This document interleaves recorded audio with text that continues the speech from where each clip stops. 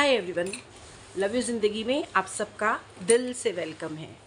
आज एमॉय crochet classes का first day है, तो चलें आज मैं आपको क्रोशिया क्लासेस के फर्स्ट डे में क्या सिखाने वाली हूँ वो मैं आपको बताती हूँ। आज मैं आपको चेन स्टिच से स्टार्ट करवाऊँगी, जिसके लिए हमें चाहिए ऊन और क्रोशिया। क्रोशिया डिफरेंट नंबर की होती है, लेकिन हमें अभी सीखने के लिए जो चाहिए वो 2.5 उसकी चाहिए, की चाहिए। ये देखिए, ये क्रोशिया का नंबर है और ये उसकी साइज़ है। इतना मोटा हमें क्रोशिया चाहिए। चलें, बाद में जैसे जैसे हमें क्रोशिया बदलने होंगे जिस प्रोजेक्ट के लिए, वो मैं आपको बताती रहूँगी। सबसे पहले हम क्रोशिया को पकड़ते कैसे हैं वो मैं आपको बताती हूँ। आप चाहे राइट हैंड यूज़ करते हो चाहे लेफ़्ट हैंड यूज़ करते हो, आपको आसानी जिसमें लगे उस हाथ में जैसे पेन पकड़ते हैं वैसे क्रोशिया को पकड़ना है। पेन पकड़ने का मतलब है कि जैसे आप लिखते हो तो ऐसे नहीं, हमें ऐसे पकड़ना है। ऐसे पकड़ने के बाद में इसका जो फेस होता है, इसका जो मुंह होता है, ये देखिए टोकदार, एक नोकदार बना हुआ रहता है, थोड़ा सा कटा हुआ रहता है। उस हिस्से को आगे की तरफ, मतलब अपने अपने फेस की तरफ करना है, और ये जो प्लेन हिस्सा है उसको पीछे की तरफ रखना है। ठीक है, ये इसके बाद हम धागे को कैसे पकड़ते हैं वो मैं आपको बताती हूँ। सबसे पहले धागे का स्टार्टिंग ले लीजिए। ये ऐसे, ये धागा है, आगे का जो हिस्सा है उसे आगे रखेंगे और पीछे का जो हिस्सा है उसे हम उंगली पे, ये देखिए ये ऊन है, ऊन को हम इतना आगे कर लेंगे, इसको छोड़ देंगे और ये जो पीछे का हिस्सा है ना उसको हम लपेट लेंगे अपनी एक उंगली पे। और ये जो दो उंगलियां हैं, इन दो उंगलियों में इसका जो आगे का जो स्टार्टिंग है उसको हम एक लूप बना लेंगे। लूप बना के इन दो उंगलियों में मैं टाइट करके पकड़ लूँगी ऐसे अच्छे से मजबूती से। और ये जो क्रोशिया है इसका फेस मैं अपनी तरफ करके और इसको इसके अंदर डालूँगी।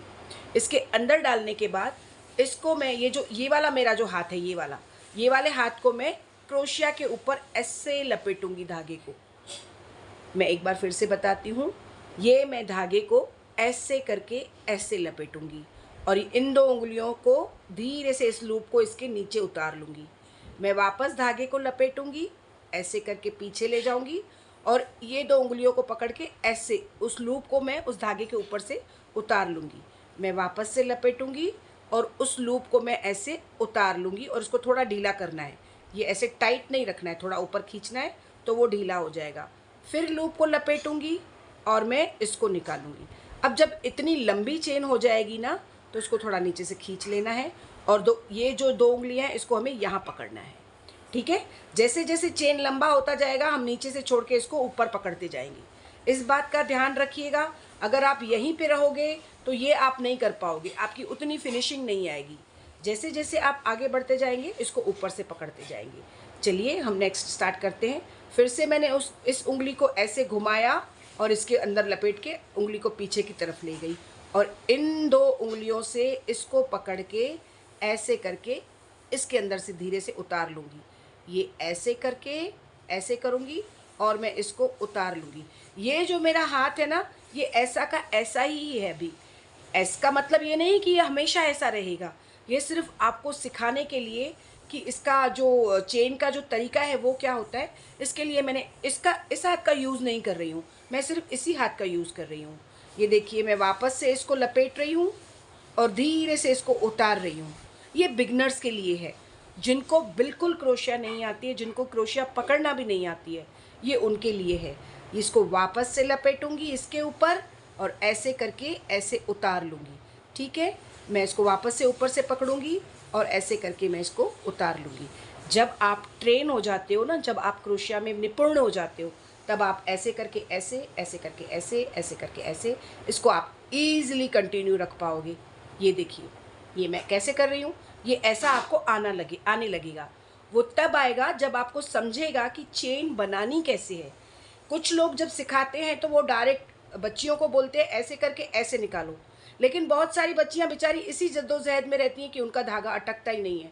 ये ऐसे करके होता है। क्यों होता है? क्योंकि उनको पता नहीं होता है कि इस धागे को इसके अंदर हमें ऐसे अटकाना है, इसके इस वाले हिस्से के अंदर इसको अटकाना है। ये देखिए, ये अटक रहा है ना, ये अटकाना है।